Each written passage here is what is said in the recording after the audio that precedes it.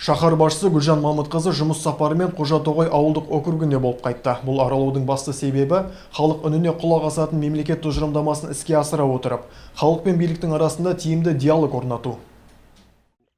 Қала әкімі Гүлжан Мамытқызы жұмыс сапарын алдымен Байтоғай ауылдық округінің өзекті мәселелерімен танысудан бастады. Байтоғай елді мекені Қожатоғай ауылдық округі аумағында орналасқан. Ауылдық округтің жер көлемі Қожатоғай ауылымен бірге 1197 мың гектарды құрайды. 2009 жылғы статистикаға сүйенсек, халық саны 900 адам. Шаһар басшысы жұмыс сапарын алдымен Мәншүк Мәметова атындағы білім беретін жалпы орта мектеппен танысудан бастады. Танысу барысында ауыл тұрғындары шаһар басшысына жайылымдық жер, жол мәселелері жайлы арыз-шағымдарын жеткізді. Жайылым жер мәселесі бізде өте қиын. Мал бар, жайылатын жер жоқ, мал бар. Сол мәселені реттеу керек.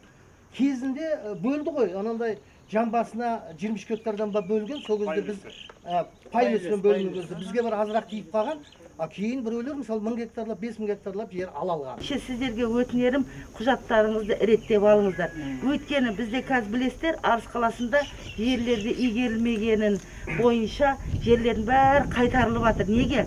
Құжаттарыңыз реттелмеген, малдарыңыз тіркелмеген Арыс қаласына.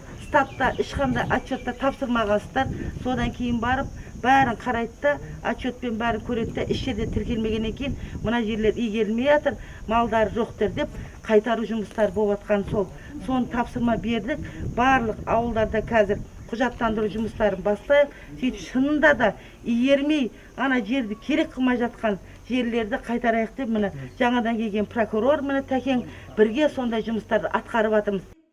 Қала әкімінің жұмыс сапары Қожатоғай ауылдық округімен жалғасын тапты. Қожатоғай елді мекенінің жер көлемі 1300,3 гектар. Халық саны 1393 адам. Сонымен қатар мәдениет үйі мен ауыл ауруханасымен танысты. Осы ретте ауыл тұрғындары халықтың жұмыспен қамту және әлеуметтік мәселелері, коммуналдық шаруашылық жол саласы, ауыл шаруашылығы мен кәсіпкерлік саласы, жер қатынастары салалары бойынша арыз-шағымдарын жеткізді.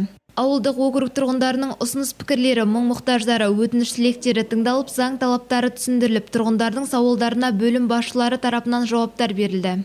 Жолды осы халық болып айтып барынша әрекет жасап көрді, одан арылай шамасы келмей қалды. Содан кейін үйіргелік су, дарияда 500 метр жерде тұрамыз мына жерде, бірақ су ала алмаймыз. Бар екен. Сөйтіп мамандармен отырып, оны қайта қарап, шынында да дариядан үйіргелікке суды тартып берейік деп, оны протоколға қосуды қайттан қарау керек деп жатырмыз. Өйткені несі 1 метрге 56 мың теңгеден шығып тұр шығына. Соны қайтадан қарап, қай проектмен істесе арзан болады және халыққа тиімді болады, соны қайттан қарап, осы проектменен қайттан жұмыс жасайық дедік. Екінші мәселе, сіздің жол, жаңа Сарыағашқа баратын жолды айтып жатсыз ғой. Оны айтылды, жаңа Байтоғайда да айтылды. Ол облыстық басқармаға қарайтын жол, облыстық басқармаға біз ұсыныспен шығартып болдық. Одан кейін халықтың қанша километр жер ұтатынын, халыққа қандай тиімді болатынын бәрін расчетін жасатып жатырмын. Өйткені әшейін айтқанға шешілмейді. Оны обосновать етіп расчетімен халықтың жағдай болатын жағын расчетімен берсек, ол кезде қаржыны бөлдіруге болады.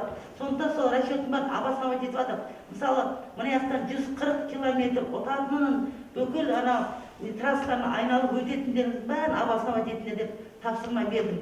Жаңа сіздің айтып отқан мәселелеріңіз бар, біздің бақылауда ол мәселені біз қарап жатырмыз көке.